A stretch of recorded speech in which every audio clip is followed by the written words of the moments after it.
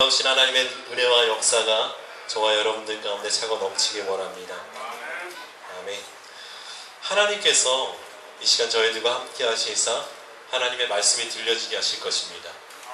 아멘. 말씀이 들려지면 어떻게 된다고요?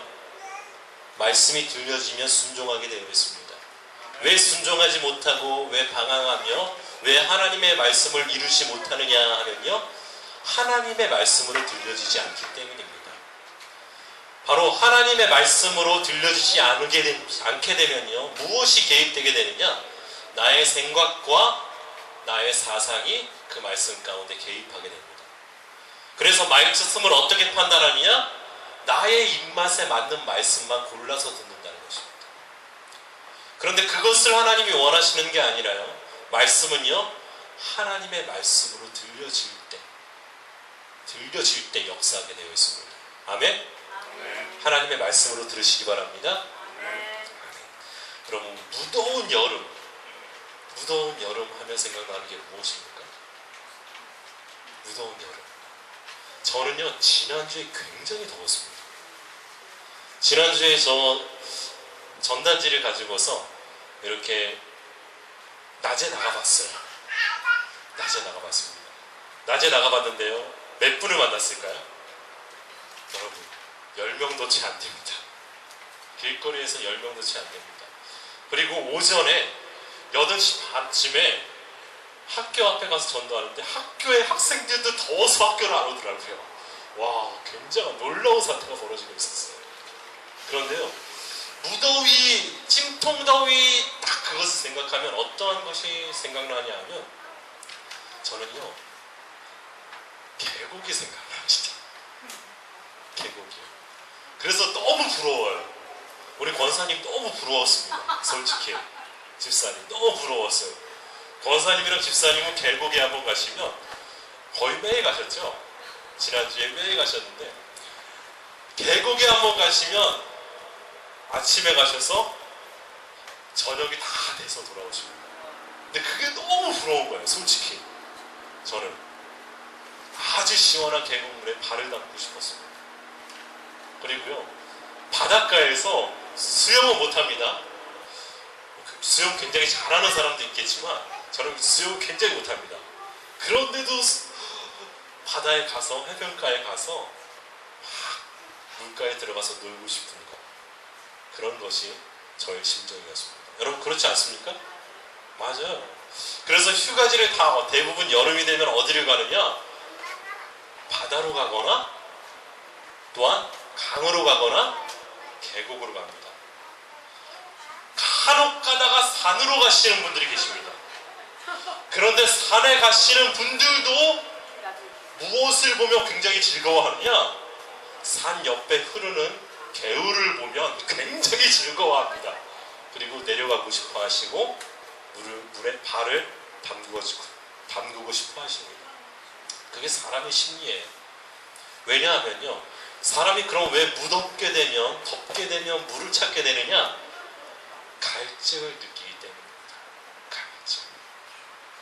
갈증을 느끼기 때문이에요. 여러분, 심한 갈증을 느꼈을 때 사이다를 마시거나 콜라를 탄산음료를 착 마시면 어떻게 되죠? 그 당시에는 굉장히 시원합니다. 정말 그렇게 시원한 게 없습니다. 그런데 탄산음료를 마시고 약 5분 정도가 지나게 되면 심한 갈증을 가지고 있던 사람이 한 탄산음료를 마시고 5분 정도 느끼게 되면 더 심한 갈증을 느낀다고 합니다. 더 심한 갈증을 느낀다고 해요. 그 갈증을 해소할 수 있는 방법은요, 딱 하나입니다. 무엇이냐?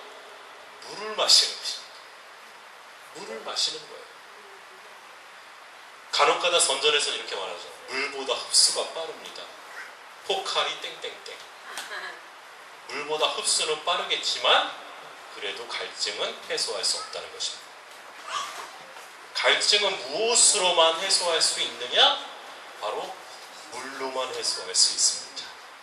그래서 사람은요, 본능적으로 무엇을 찾느냐? 덥고 갈증이 나고 목마르게 되면 물을 찾게 된다는 것입니다. 물을 찾게 된다는 거예요. 심한 갈증을 느낄 때 시원한 냉수 한 그릇 딱 마시면 여러분 그렇게 상쾌할 수가 없습니다. 그렇게 상쾌할 수가 없어요. 그런데요, 에스겔은요, 무엇에 대한 갈망이 있었고 무엇에 대한 갈증이 있었고 목마름이 있었느냐? 하나님 나라의 회복을 위한 갈증이 있었습니다. 그럼 왜 그런 갈증을 가지고 있었느냐? 신바벨론이란 제국이 남유다를 공격해서 모든 것을 다 파괴했을 때 다시금 회복의 역사를 일으키길 기대하고 고대했기 때문입니다. 그런 심한 갈증을 느끼고 있었을 때 바로 하나님께서는요, 예루살렘 성전이 회복되는 환상을 누구에게 보여주시느냐? 바로 에스겔에게 보여주십니다. 예루살렘 성전이 회복되는 역사. 그런데 그 예루살렘 성전이 회복되는 역사를 통해서 어떻게 되느냐? 모든 사람들이 살아나고 모든 생물들이 살아나고 하나님의 역사 가운데서 하나님을 찬양하게 되는 것을 그는 환상으로 보게 되었습니다. 하나님의 회복은 어디에서부터 출발했느냐? 성전의 문지방에서부터 출발했습니다.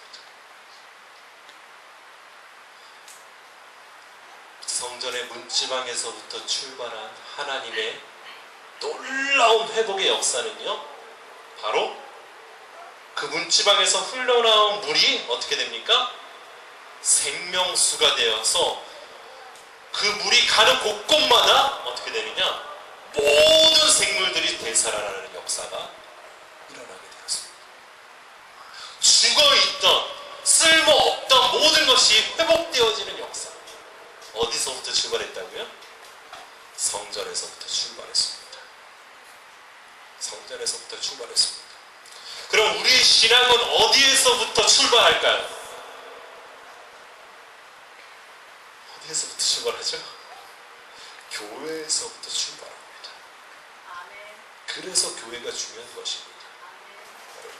그래서 교회에 나와서 예배드리는 것이 굉장히 중요한 것입니다. 어떤 분들은 그렇게 말하죠. 저는 집에서 예배드려요. 집에서 기도해요. 교회 나와서 예배드려야 합니다. 저도요, 가끔가다 그래요.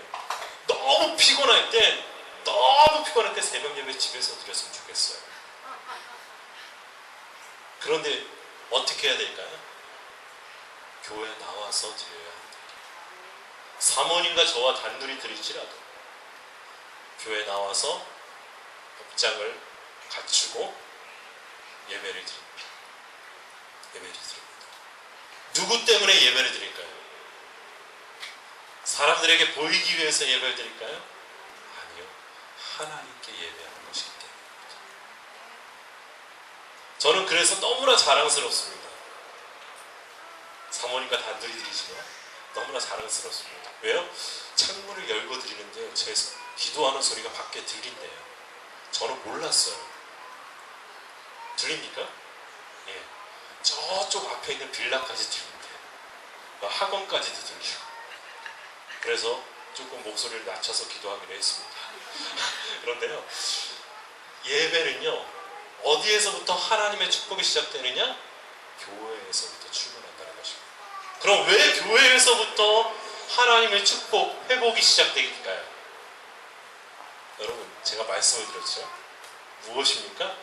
하나님의 말씀이 온전히 선포되는 것이 교회이기 때문입니다. 하나님의 말씀이 온전히 선포되는 그곳이 바로 교회이기 때문이에요. 그렇기 때문에 하나님의 회복의 역사는 교회에서부터 시작된다는 것입니다. 여러분, 교회에서 예배드리는 것이 행복입니다. 아멘. 에스겔의 환상은 바로 성전 문지방에서 나오는 물이 모든 것을 살리는 환상이었습니다. 에스겔은 환상 중에서 천사의 인도를 받아서 예루살렘 성전 문에 이르렀습니다. 그런데 그곳을 보니까 성전 문지방 밑에서 물이 흘러나와서 점점 많아지더니 나중에는 사람이 건너가지 못할 큰 강이 되고 그것이 바다로 들어가게 됩니다. 그런데 바다로 들어가게 될 때 어떻게 되었느냐 여러분, 바다가 살아나기 시작했습니다. 여러분, 이 바다, 지금 오늘 성경에서 말하는 이 바다가 무슨 바다인 줄 아십니까? 무슨 바다냐? 우리가 생각하는 그냥 동해안이나 서해안이나 그런 바다가 아니라요, 사해입니다. 사해예요, 사해. 여러분, 사해가 뭐죠? 어떤 바다죠? 죽음의 바다입니다. 거기에는요 굉장히 염도가 높아서요 생물이 살아갈 수 없다고 합니다. 그리고요 수영 못하는 사람도, 물에 못 드는 사람도 사해 바다에 가서 한번 팍 담그면 어떻게 되느냐, 몸이 저절로 뜬다고 해요. 구명조끼가 필요 없습니다. 수영 못해도 들어가면 뜹니다. 왜요? 염도가 너무 높기 때문에. 그래서 그것을 죽음의 바다라 부르는 사해라고 합니다. 그런데 그 성전 문지방에서 흘러나온 물이 강을 타고 어디로 들어갔느냐? 사해로 들어간 거예요, 여러분. 사해로 들어갔는데요, 그 사해가 어떻게 되느냐? 다시 회복되어진다는 것입니다. 죽음의 바다가 회복되어진다는 거예요. 죽음의 바다가 다시금 살아나는 역사가 일어난다는 것입니다. 일어난다는 것입니다. 그럼 그렇게 할 수 있는 분이 누구시냐? 하나님이십니다. 하나님이세요. 물이 고여 있어도요 그것을 회복해 하시는 분은 하나님이십니다. 고인물은요, 사람들은 이렇게 생각합니다. 고인물은 썩게 된다고. 맞습니다. 고인물은 썩습니다. 고인물은 썩어요. 사해가 바로 그런 바다였어요. 그런데 하나님이 함께 하시면 사해도 회복됩니다. 아멘? 고인 물도 회복됩니다. 고여있지 못하게 하는 것이 아니라 그 고인 물 속에서도 생명이 살아나게 하고 깨끗하게 하고 마실 수 있게 하고 생명수가 되게 하시는 그분이 하나님이시라는 거예요. 하나님이시라는 거예요. 내 생각이 굳어서 나는 고인물이다 라고 생각하는 신앙인들이 굉장히 많이 있습니다. 나는 아무것도 할 수 없다 라고 생각하시는 분이 많이 있습니다. 그런데요, 하나님이 함께 하시면 살아납니다. 하나님이 함께 하시면 일어납니다. 회복해 됩니다. 바로 그것을 말하고 있습니다. 그 물이 성소를 통해서 나오기 때문에 살아나는 것입니다.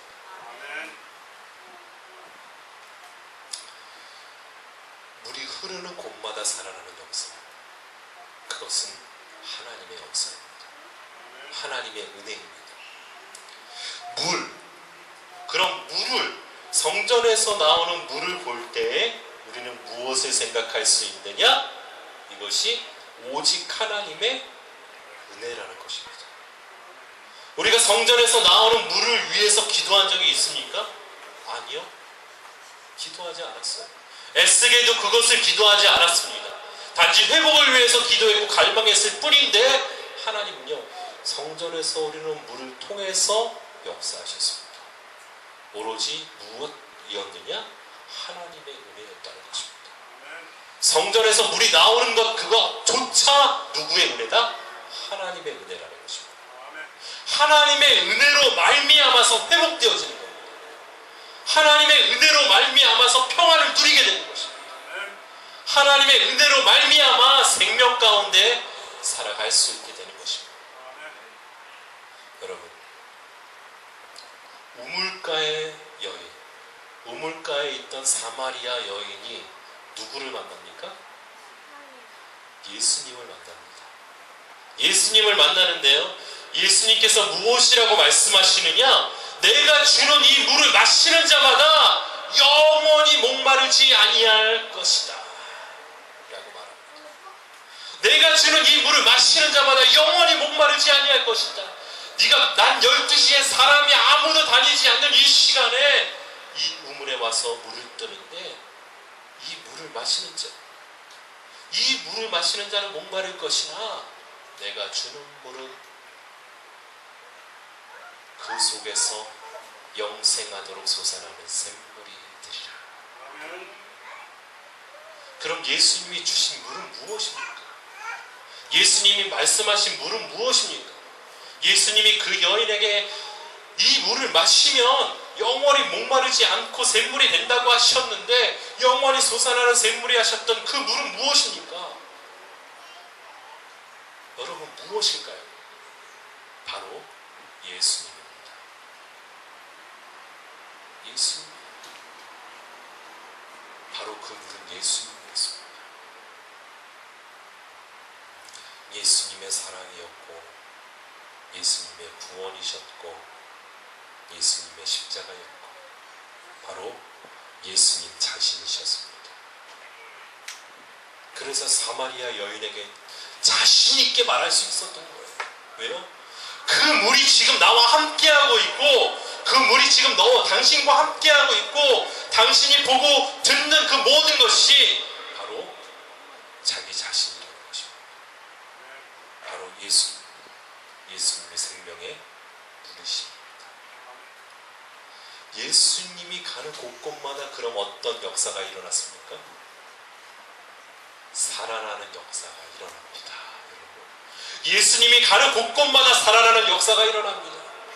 예수님은 그 누구도 천하게 보지 않으셨습니다. 왜요? 왜 그러셨을까요? 그들도 하나님이 창조하신 바로 하나님의 자녀이기 때문입니다. 그 누구도 천히 여기지 않으시고 모든 사람을 살리시고 모든 사람을 회복해 하시고 모든 사람을 섬기십니다. 예수님이 가는 곳곳마다 생명이 살아나기 시작했습니다. 그리고 마지막에는 어떻게 하시죠? 예수님이 십자가에서 돌아가십니다. 그래서 모든 생명, 그의 생명으로 말미암아 우리 모두가 하나님의 구원 가운데 하나님의 사랑 가운데 모이게 되었다는 것입니다. 그래서 누구를 바라보면 구원을 받아요? 예수님을 바라보며 구원을 받습니다. 이제 다시 처음으로 돌아가면 어떤 내용이냐면 여러분 제가 뭐라 그랬죠? 교회에서 하나님의 은혜가 흘러 넘친다고 했습니다. 그래서 회복이 시작된다고 했죠. 그럼 제가 왜 그 말을 했냐면요, 교회는 누구의 이름, 누구의 반석 위에 세워졌습니까?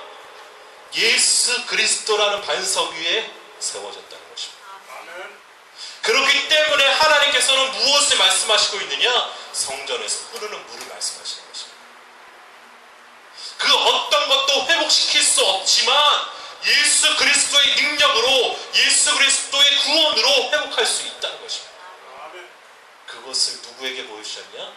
에스겔에게 보여주신 것입니다. 에스겔에게 보여주신 거예요. 여러분 성전에서 흐르는 물이 무엇이라고요? 무엇이라고요? 예수님입니다. 예수님이에요. 여러분 믿음이라고 하면 변하지 않을까요? 변할까요? 변합니다. 왜 변하냐? 제가 이거 잘 들으세요. 왜 믿음이 변하냐 하면요, 믿는 이유가 있기 때문입니다. 믿는 이유가 있기 때문이에요. 그렇기 때문에 변합니다. 우리는 그렇게 말하죠. 믿음의 이유가 없어요 라고 말해요. 정말 이유가 없습니다. 여러분 이유가 없어요. 그런데요, 우리 마음 가운데는 어떠한 것이 있느냐? 예수님을 믿어서 잘 살기 원합니다. 예수님을 믿어서 어떻게 되어지기 원합니다. 고침받기 원합니다. 회복되기 원합니다. 잘 살기 원합니다. 그런데 그것이 착각이라는 거예요. 여러분 믿음에는 이유가 없습니다. 여러분 그럼 사랑에는 이유가 있을까요? 사랑에는 이유가 없습니다. 사랑에는 이유가 없어요. 사랑의 이유가 있다면 어떻게 될까요? 제가 저희 사모와 결혼할 때 사랑하는 이유가 있었어요. 사모가 너무 이뻐요. 예. 그래가지고 딱 이 여자밖에 없다라고 딱 결혼을 했는데 사모가 어떻게 될까요? 나이가 들면 들수록 늙어요. 그쵸? 늙어요. 그래가지고 얼굴이 쪼글쪼글해지고 70대가 돼서 할머니가 되었어요. 그래도 이쁠까요? 아닙니다. 제 눈에는 이뻐요. 제 눈에는 이쁜데 여러분들 눈에는 안 이쁠 수 있어요. 그냥 할머니라고 말할 수 있어요. 근데 그런 이유가 있다면요, 이뻐서 결혼했다면 이쁘지 않으면 살 이유가 있을까요? 없을까요? 없습니다. 여러분, 사랑은 이유가 없는 겁니다. 내가 그 사람을 사랑하면요, 이유가 없이 사랑하게 됩니다. 이유가 없어요. 이유가 없이 사랑합니다. 그 사람의 모든 것이 사랑스럽습니다. 우리 자녀만 봐도 알잖아요. 저는요, 우리 하민이 띵깡 부리고 막 잠자는데 막 저를 발로 걷어차고 제 얼굴에 막 발을 올려놓고 해도 어떻습니까? 이쁘진 않아요. 사랑해요. 사랑해요. 왜요? 예, 자식이니까 사랑하겠죠. 그런데 이유가 없습니다. 그냥 사랑하는 거예요. 그냥 사랑하는 거예요. 믿음도 그렇습니다. 믿음도 그래요. 이유 있게 사랑하면요, 이유가 있어서 사랑하고 이유가 있어서 믿게 되면요, 여러분 변질합니다. 그 믿는 이유, 믿는 목적, 그것을 달성하지 못할 때, 내 기대에 미치지 못할 때 어떻게 되느냐? 믿음은 변질해요. 그런데 여러분, 믿음은 변질하는 것이 아닙니다. 변질되는 것이 아닙니다. 누가 주시는 것이기 때문에? 하나님이 주시는 것이기 때문에. 여러분, 이것이 함정이에요. 함정이에요. 제가 그랬죠. 믿음에 굴곡이 있다고 말하는 사람들이 있다고. 내가 믿음이 있을 때는 굉장히 높이 올라갔다가 조금 지나니까 다시 바닥을 치고 다시 올라가고. 여러분, 그건 믿음이 아닙니다. 믿음은 어떤 것이냐면요, 날마다 하나님을 향하여서, 예수님을 향하여서 그 좁은 길을 올라가는 그것이 믿음입니다. 올라가는 그것이 믿음이에요. 그런데 그렇게 올라가다가 뒤로 돌아 해가지고 뒤로 돌아서 다시 지옥으로 가 해가지고 지옥으로 내려가는 사람 있습니까? 없습니다. 천국으로 계속 올라가는 것입니다. 여러분, 믿음에는 이유가 없습니다. 이유 있게 믿으면요, 그것이 충족하지 못할 때 우리는 어떻게 되느냐? 다시 지옥으로 걸어 내려간다고 생각하는 거예요. 그것이 아닙니다. 믿음은 언제나 하나님을 바라보고 하나님으로부터 왔기 때문에 그 믿음이 하나님을 바라보고 올라가는 것입니다. 그래서 회복되어진 거예요. 그래서 회복되어지는 거예요. 내가 하나님을 바라보니까 회복되어지는 거예요. 내가 하나님을 붙드니까 회복되어지는 거예요. 내 안에 예수님이 계시니까 내가 회복되어지는 것입니다. 아무것도 가진 것이 없지만, 아무도 없지만 기뻐할 수 있는 그것은요, 하나님 때문입니다. 예수님 때문입니다. 그분이 우리를 살게 하실 것입니다. 그분이 역사하실 것입니다. 여러분, 기대가 됩니까? 예수 그리스도 안에서 주님이 함께 하실 때는요, 우리는 모든 것을 이룰 수 있습니다. 있어요. 모든 것을 할 수 있습니다. 그것을 믿습니다. 아무것도 보이지 않아도, 우리 눈에 아무것도 보이지 않아도, 우리 앞에 아무것도 놓여있지 않아도 포기할 수 없습니다. 왜요? 왜 포기할 수 없느냐? 하나님이 그 길에 계시기 때문입니다. 우리가 걸어가고 있는 그 길에 누가 계시느냐? 하나님이 계시기 때문에 우리는 포기할 수 없습니다.